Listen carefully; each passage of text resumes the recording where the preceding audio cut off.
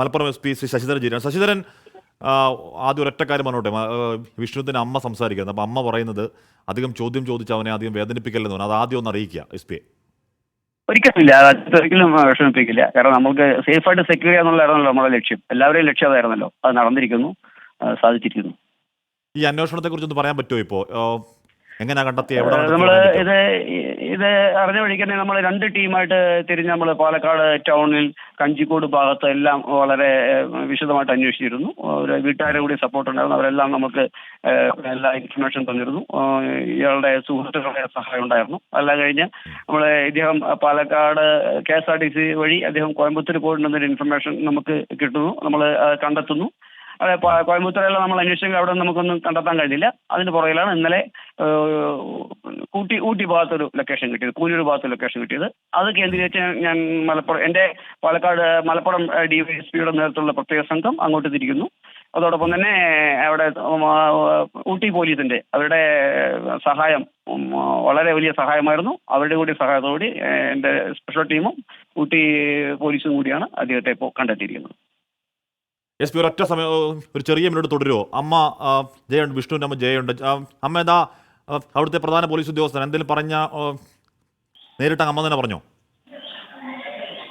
Sir, ഒരുപാട് നന്ദിയുണ്ട്. എൻ്റെ മോനെ എങ്ങനെയെങ്കിലും എത്തിച്ചേരുന്നു. അവന് വിഷമിപ്പിക്കുന്ന രീതിയിലൊന്നും ഉണ്ടാവരുത്. തീർച്ചയായും വിഷമിക്കണ്ട. തീർച്ചയായിട്ടും സേഫായിട്ട് തിരിച്ചു. അവൻ ചെയ്തത് തെറ്റാണ് എന്ന് കരുതി അവനെ നമ്മളിപ്പോൾ മാനസികമായിട്ട് പ്രയാസപ്പെടുത്തി അവൻ വീണ്ടും എന്തെങ്കിലും ചെയ്താലോ എന്നുള്ളൊരു പേടി ഉണ്ട്. അതുകൊണ്ട് അവനാരും ഒരു തരത്തിലുള്ള പ്രയാസം ഉണ്ടാകില്ല കേട്ടോ. അമ്മ SP ഉറപ്പാ? അതിനപ്പുറം ഉറപ്പോളം തരാനില്ല. SP ഞാൻ ചോദിക്കുന്നത് ഇത് എന്താണ് കാരണം എന്നൊക്കെയുള്ള കാര്യമൊക്കെ പോലീസിന് അറിവുണ്ടോ? ഇപ്പൊ വിഷ്ണു ഏത് സംഘത്തിനൊപ്പം ഉള്ളത്? നമ്മുടെ പോലീസ് സംഘത്തിനൊപ്പം കൂടെ തന്നെയാണോ? നമ്മുടെ പോലീസ് കൂടെയുണ്ട്.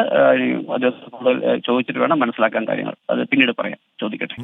അതായത് എപ്പോഴത്തേക്ക് വിഷ്ണുവിനെ അമ്മയുടെ അടുത്ത് എത്തിക്കാൻ പറ്റും എന്നാണ് നമുക്ക് ഉറപ്പ് കൊടുക്കാൻ പറ്റും? കുറച്ചുകൂടി കേട്ടേ പറയാം. ഞാൻ വിശദമായിട്ട് എൻ്റെ ഉദ്യോഗസ്ഥരോട് അവിടെ ഞാൻ കൂടുതൽ കോണ്ടാക്ട് ചെയ്തിട്ട് പിന്നീട് പറയാം. Okay, thank you SP, thank you.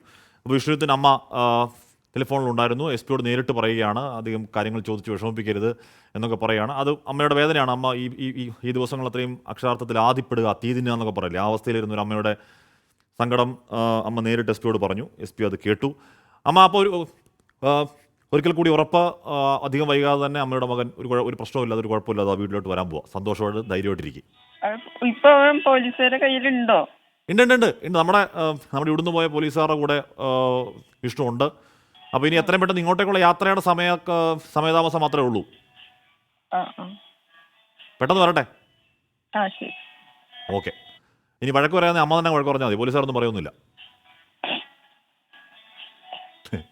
Okay. അപ്പോൾ അമ്മയുടെ സന്തോഷം നമ്മൾക്ക് കാണുകയും കേൾക്കുകയുമായിരുന്നു. നമ്മൾ നേരത്തെ പറയുന്നത് പോലെ ഒരു കല്യാണത്തിൻ്റെ ആ മുഹൂർത്തത്തിൽ പെട്ടെന്ന് പൈസ ഉണ്ടാക്കാൻ വേണ്ടി പോകുന്നു. പിന്നെ എവിടാന്ന് ഒരു പിടുത്തം, ഒരു ഐഡിയ കിട്ടാതിരിക്കുന്നു. പിന്നെ ഫോണിൽ വിളിച്ച് കിട്ടാതിരിക്കുന്നു. അപ്പോൾ സ്വാഭാവികമായിട്ട് അമ്മ മനസ്സാണ്, അത് വല്ലാതെ വേദനിക്കും. ആ വേദനയ്ക്കുള്ള ഒരു സമാധാനം കിട്ടിയ ഒരു ഉച്ചനേരം കൂടിയാണ് സന്തോഷം.